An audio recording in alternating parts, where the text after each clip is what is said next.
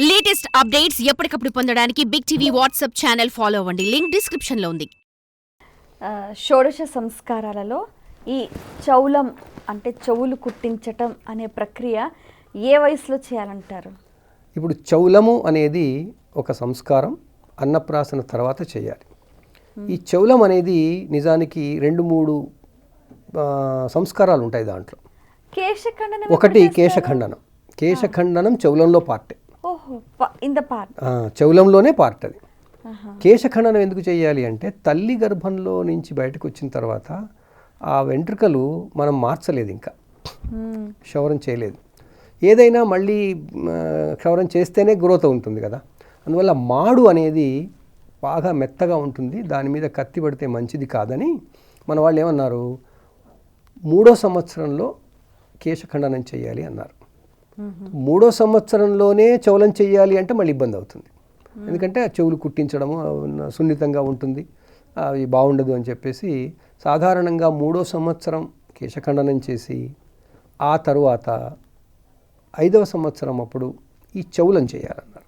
5వ సంవత్సరం చౌలం అంటే ఏంటి? మామూలుగా చెవులు కుట్టిస్తారు. చెవులనే ఎందుకు కుట్టించాలి? మళ్ళీ అదే ఆరోగ్యమే. మళ్ళీ చెవులలో మనకి మేధాశక్తి పెరగడానికి ఉండేటువంటి నర్వస్ సిస్టమ్ ఉంటుంది, నరాల వ్యవస్థ, నాడీ వ్యవస్థ. అక్కడ పంక్చర్ చేస్తే ఇది బాగా పెరుగుతుంది, మేధస్సు బాగా పెరుగుతుంది. అందువల్ల మీరు గమనించండి, ఈ ఆర్థోడాక్స్ వీళ్ళు పేర్లు చెప్పుకోవడానికి కూడా చెవులు పట్టుకొని చెప్తారు. తర్వాత ప్రతి ప్రాథమిక పాఠశాలలో ప్రతి ఉపాధ్యాయుడు విద్యార్థులు తప్పు చేస్తే చేసే మొట్టమొదటి శిక్ష చెవి పట్టుకుంటాడు, చెవిని మెలేస్తాడు. వాడు చెవిని ఎందుకు మెలేస్తాడు? ఎందుకంటే చెవిని మెలేసినా వాడికి లాభమే కానీ నష్టం కాదు. ఓకే, ఏదో చెయ్యి కందుతుంది కదా అని కాదు కాదు కాదు చెయ్యి కంది ముక్కు కూడా అందుతుంది కదా. ముక్కును పట్టుకుని పెట్టింది అది చెవి. ఎందుకంటే చెవిలో ఉన్న నరాలని యాక్టివేట్ చేయడం కోసం చెవులు పిండుతారు. ఆ తర్వాత వాడిలో అది వెన్నెముక మంచి స్ట్రాంగ్గా కావాలని గోడ కుర్చీ వేయిస్తారు. గోడ కుర్చీ అంటే వెన్నెముకను స్ట్రాంగ్ చేస్తుంది. పనిష్మెంట్స్ కూడా అంటే మన విధానంలో పనిష్మెంట్స్ని కూడా మనకు అడ్వాంటేజ్గా పెట్టారు. అందువల్ల ప్రాబ్లమ్స్ ఏవి రావన్నమాట అవి. సో 5వ సంవత్సరంలో ఈ చౌలం అనేది చేసినప్పుడు ఏంటి ఇంకా అంటే అప్పటిదాకా అమ్మమ్మ, తాతమ్మ, నానమ్మ వాళ్ళతో అన్నీ చదువుకుంటూ ఉంటాడు. వాళ్ళు చెప్తుంటారు, పొద్దున్నే లేచి ఏదో చెప్తుంటారు విధానంలో. ఆ తర్వాత ఇంకా అప్పటి నుంచి గురువు దగ్గరికి పంపించే అవకాశం వస్తుంది. అందువల్ల గురువు దగ్గరికి పంపించే ముందు చెవులు కుట్టాలి. అందువల్ల చెవులు కుడతారు. ఈ చెవులు కుట్టడాన్ని చౌలం అంటారు. చెవులు కుట్టినప్పుడు కేశఖండనం కూడా చేయాలి. ఆ కేశఖండనం ఇంతకుముందే చేశారు కాబట్టి మరొకసారి చేస్తారు. ఇది చేసిన తర్వాత ఇక ఉపనయనం చేస్తారు. తర్వాత ఈ చౌలంలో మీరు గమనిస్తే కొన్ని, ఇప్పుడు అందరూ ఒకే రకంగా చేయరు.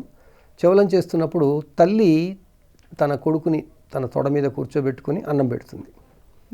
అంటే అదేంటి అంటే ఇక ముందు నేను ఇలా పెట్టలేకపోవచ్చు, నువ్వు పెద్దవాడు అవుతున్నావు, అందువల్ల ఇది ఇప్పుడు పెడుతున్నాను అని ఇంకా సింబాలిక్గా అది చివరిగా అని పెడుతుంది అనమాట. ఆ తర్వాత వాడు పెద్దవాడైపోయి ఇంకా వేరే దగ్గర పోయి తినాల్సి వస్తుంది. కాబట్టి అలాంటి అక్లమటైజ్ చేయడానికి కొత్త దీని నిజానికి ఇవన్నీ మనం ఇప్పుడు అందరి తల్లిదండ్రులు చేస్తున్నారు. ఇప్పుడు అలా బ్రాహ్మణ్ణి పిలిచి ముహూర్తాలు పెట్టకుండానే వాడిని నర్సరీలో వేసినప్పుడు తల్లి చేసే పని అంతా చౌలమే. తల్లి వాడిని ఏం చేస్తుంది? డబ్బా పెట్టిస్తాను రా బాబు, నువ్వు వెళ్ళరా బాబు దగ్గర ముద్దు చేస్తుంది, పంపిస్తుంది కదా. అదంతా చౌలమే, చౌలం చేసే ప్రక్రియ. షోడశ సంస్కారాలు మనం చేస్తూనే ఉంటాం, బ్రాహ్మణ్ణి పిలిచి చేయించాల్సిన అవసరం లేదు. అన్నప్రాసన తెలుసు మనకి, నామకరణం తెలుసు, తర్వాత చౌలం అప్పుడు నర్సరీకి స్కూల్లో అడ్మిట్ చేసినప్పుడు లేదా డే కేర్ సెంటర్లకు పంపిస్తున్నప్పుడు ఏం చేస్తున్నాం మనం? అదే చౌలం. మోడర్న్ డేస్లో అదే చౌలం అనుకోవాలి. ఈ చౌలం అంటే చెవులు కుట్టించినప్పుడు ఇక్కడ బంగారు తీగ అనేది ఇలా అంటే ఇప్పుడు అదే మళ్ళీ బంగారం ఇంపార్టెంట్. ఎందుకంటే బంగారంలో ఉండే ఔషధ గుణాలు ఆ శరీరానికి సెప్టిక్ కాకుండా ఉంటాయి. వేరేది పెట్టినట్టే ఉంటుంది. అసలు అప్పుడు బంగారం తప్ప వేరే లోహం కూడా ఉండేది కాదు. వెండిని పెట్టకూడదు, వెండిని అంత ఇదిగా తొందరగా అది పాడే అవకాశం ఉంటుంది, సెప్టిక్ అయ్యే అవకాశం ఉంటుంది. అందువల్ల బంగారాన్ని పెడతారు, బంగారు తీగ. బంగారు ఈ చౌలం అప్పుడు కూడా మేనమామకి ఎక్కువ ప్రాధాన్యత ఇస్తారు. ఇదే మరి మళ్ళీ ఇంటిమెసీ ఉండాలి. నేను మీ వాళ్ళను మనంతా సమిష్టి బాధ్యత, మీ కుటుంబ బాధ్యత, మన కుటుంబ బాధ్యత నా దగ్గర ఉంటుంది. మీ నాన్నగారు నిన్ను చూసుకుంటాడు, మరి మీ అమ్మగారి తరఫు నుంచి నేనుంటాను. ఆ తల్లికి కావలసిన సపోర్ట్ ఇవ్వడానికి మేనమామ వస్తాడు.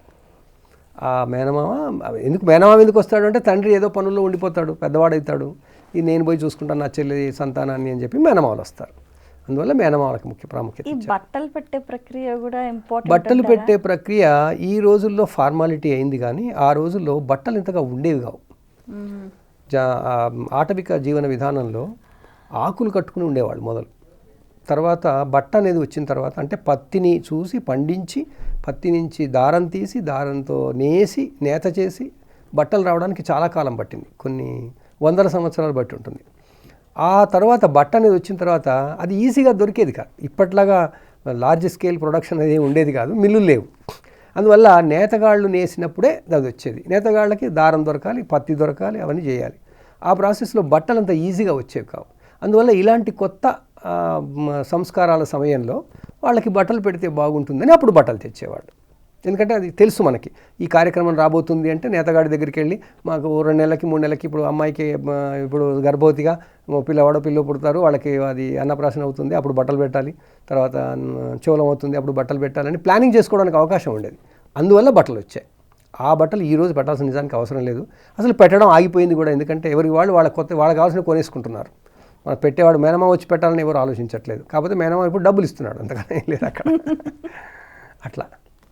సో ఇవన్నీ లౌకిక ఆచారాలు, ప్రాంతీయ ఆచారాలు. బట్టలు పెట్టాల్సిన అవసరం నిజానికి ఇప్పుడు లేదు. ఇప్పుడు చౌలం అనే సంస్కారం చేసిన తర్వాత అబ్బాయి రోజు చేయవలసిన కంపల్సరీ పనులు ఏమైనా ఉంటాయా? ఏముండవు నిజానికి.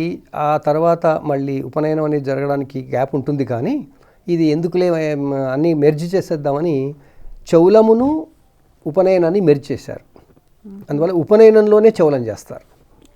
సో ఇంతకుముందు ఉపనయనం చిన్నతనంలోనే చేసేది కాబట్టి 5 ఏళ్లకి చౌలం చేయాలి, 7 ఏళ్లకి 8 ఏళ్లకి ఉపనయనం చేయాలి. ఆ 3 ఏళ్ల గ్యాపే ఉంటుంది కాబట్టి ఈ 3 ఏళ్ల గ్యాప్ ఏం చేసేవాళ్ళు అంటే ఈ మన తాత నానమ్మలు వాళ్ళందరూ ఇంట్లో ఉంటారు కదా పెద్దవాళ్ళు, వాళ్ళు చౌలం అయిన తర్వాత వాడికి ఇంకా ఎక్కువగా విద్యాబుద్ధులు చెప్పేవాళ్ళు, కాస్త సంస్కృతిని కూడా చెప్పేవాళ్ళు. తర్వాత ఉపనయనం చేసేవాళ్ళు. ఉపనయనం చేయడంతో ఇంకా వాడి ఎడ్యుకేషన్ సిస్టమ్ మొదలవుతుంది. For more videos like this, subscribe Big TV channel.